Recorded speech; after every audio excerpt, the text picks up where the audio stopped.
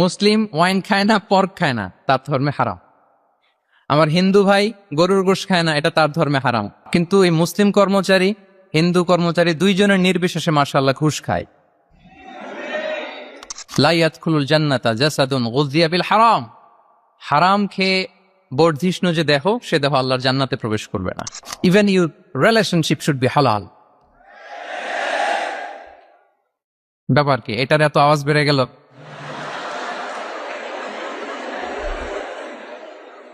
এটা কমন পড়ে গেছে নাকি?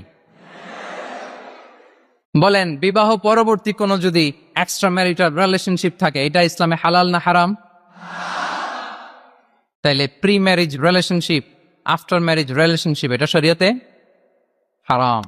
আমরা আমাদের গোটা জীবনকে হালাল দিয়ে সাজাইতে হবে। তাহলে your lifestyle will be Islamic lifestyle দিয়ে জীবনটাকে সাজাতে হবে। কারণ যেখানেই হালাল সেখানেই বারাকা। রিপিট, আমি আবারও বলছি, যেখানেই হালাল সেটার মধ্যে কি?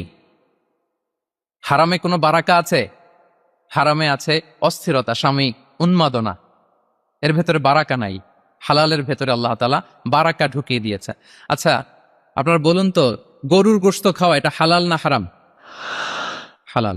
কুকুরের গোশত খাওয়া হালাল না হারাম? আচ্ছা, গরু বছরে বাচ্চা দেয় কয়টা? গাভী? আচ্ছা, একটা। কুকুর দেয় কয়টা? কয়টা? 7টা, 8টা, 10টা? ফ্যামিলি প্ল্যানিং নাই তো?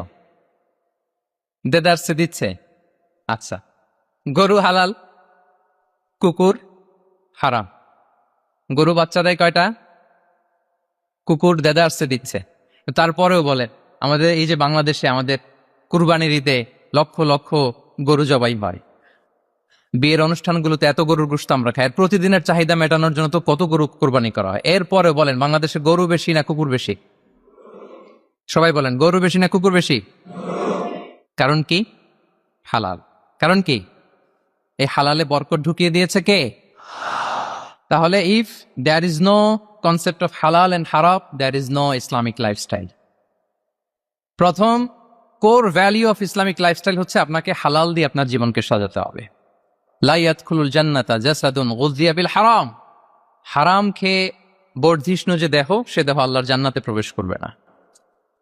মানে whatever you consume, it should be halal. এটা হালাল হইতে হবে। শুধু যেটা আপনি খাচ্ছেন এটাই না, কুলু মিম্মা ফিল আরদি হালালাম তাইয়্যিবা, আল্লাহ তাআলা বলেছেন যেটা কনজিউম করবা হালাল হবে, হালাল হতে হবে। তো এটা শুধু এত ন্যারো কনসেপ্ট না, আপনার জীবনের সবটাই হালাল হতে হবে। ইউর ফুড শুড বি হালাল, ইউর ড্রিঙ্ক শুড বি হালাল, ইউর ইনকাম শুড বি হালাল, ইউর ফ্যাশন শুড বি হালাল, ইউর এন্টারটেইনমেন্ট শুড বি হালাল। সবকিছু হালাল হইতে হবে। আমরা অনেকে যে ভুলটা করি, আমরা খাওয়ার ক্ষেত্রে শুধু হালাল খুঁজি, এরকম অনেকে করে, কিন্তু অন্যান্য ক্ষেত্রে হালাল হারামের পাঁচ বিছান নাই। আমি একটা উদাহরণ প্রায়ই দেই, দেখবেন যে আমাদের বাংলাদেশের সরকারি অফিসগুলোতে তো ঘুষ চলে নাকি? আল্লাহ ঘুষ থেকে এই জাতিকে তুমি হেফাজত করো। আচ্ছা, দেখবেন যে আমাদের বিভিন্ন সরকারি অফিসগুলোর মুসলিম কর্মকর্তারা, তারা ওয়াইন খায় না। আমি দেখেছি, থাইল্যান্ডে গিয়েছে, চায়না গিয়েছে অফিসের কাজে, ওখানে হালাল রেস্টুরেন্টগুলো খোঁজে, কারণ মুসলিম, তার হালাল খাইতে হবে। তো সে ওয়াইন খায় না, পর্ক খায় না, কারণ ইসলামে এটা হারাম।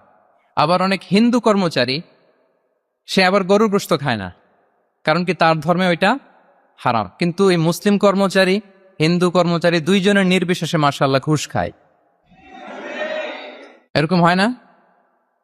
দেখেন, মুসলিম ওয়াইন খায় না, পর্ক খায় না, তার ধর্মে হারাম। আমার হিন্দু ভাই গরুর গোশত খায় না, এটা তার ধর্মে হারাম। কিন্তু ঘুষ আবার দুই ধর্মে হালাল নাকি? হ্যাঁ, হালাল না। তার মানে ওই যে pick and choose, you got the point, right? Pick and choose করেছে যে আমার ধর্মের এই নিয়ম আমি মানবো, কারণ এটা আমার জন্য খুব ফ্লেক্সিবল, এটা খুব ভালো লাগে। কিন্তু যেটা কঠিন হয়ে যাচ্ছে, যেটা তার বিরুদ্ধে দাঁড়াচ্ছে, ওইটা সে মানে না। তাহলে পিক এন্ড চুজ করার কোনো সুযোগ। আমরা আমাদের গোটা জীবনকে হালাল দিয়ে সাজাইতে হবে। তাহলে your lifestyle will be Islamic lifestyle. এই কথাটা কি বুঝতে পেরেছেন? তাহলে ইউর ফুড শুড বি হালাল, ইউর ড্রিঙ্ক শুড বি হালাল, ইউর ফ্যাশন শুড বি হালাল, ইউর ইনকাম শুড বি হালাল, ইউর এন্টারটেইনমেন্ট শুড বি হালাল, even your relationship should be হালাল। ব্যাপার কি? এটার এত আওয়াজ বেড়ে গেল।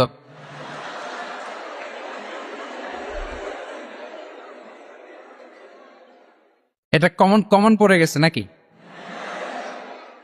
আচ্ছা বলেন, হালাল রিলেশনশিপ কোনটা বলেন? এই যে, এই তো আসল জায়গায় হাত দিছি বোধহয়। আমাদের শিক্ষার্থী বন্ধুদের মধ্যে বিবাহিত আছি আমরা? হ্যাঁ, কারা কারা আছি দেখি তো।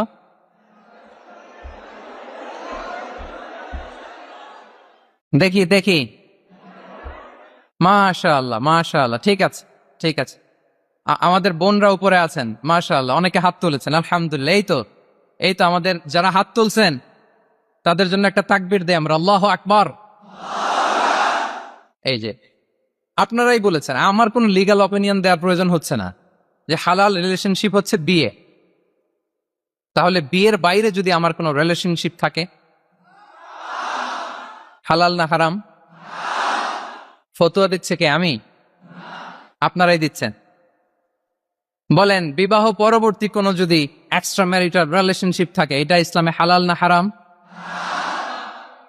তাইলে pre marriage relationship, after marriage relationship, এটা শরীয়তে হারাম। তো এই হারাম যদি আমি এই হারামের সাথে যদি নিজেকে জুড়ে দেই, তাহলে আমার লাইফস্টাইল এটা ইসলামিক লাইফস্টাইল হতে পারে না। আমরা বিয়ের মতো পবিত্র বন্ধনের মধ্য দিয়ে আমরা আমাদের দাম্পত্য জীবনকে উপভোগ করব। আল্লাহ তৌফিক দান করুক। এই যে অনেকে হাত তুলে ফেলছে, মাশাআল্লাহ, তার মানে সেকেন্ড ইয়ারে আছে, ফার্স্ট ইয়ারে আছে, থার্ড ইয়ারে আছে, আলহামদুলিল্লাহ, হালাল রিলেশনশিপে তারা কি আছে, মাশাআল্লাহ। তাহলে হালাল এন্ড হারামের ব্যাপারে যদি আমরা বলি, আমাদের পুরো জীবনের প্রতিটি অঙ্গন আমরা হালাল দিয়ে সাজাবো, কি বলেন? পারা যাবে তো ইনশাআল্লাহ?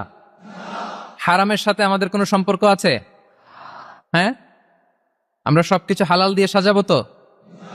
হারামকে আমরা না বলে দিব না, নো। আজকের এই জহির রায়হান মিলনায়তন না, এটা কি নাম, জহির রায়হান মিলনায়তনের এই হলরুম থেকে হারামকে আমরা লাল কার্ড দেখাই দিলাম, কি বলেন? হারামকে আমরা নো বলবো, আওয়াজ করে বলুন নো। ওকে, নো টু হারাম। তাহলে the concept of halal and হারাম আশা করি আমাদের কাছে ক্লিয়ার।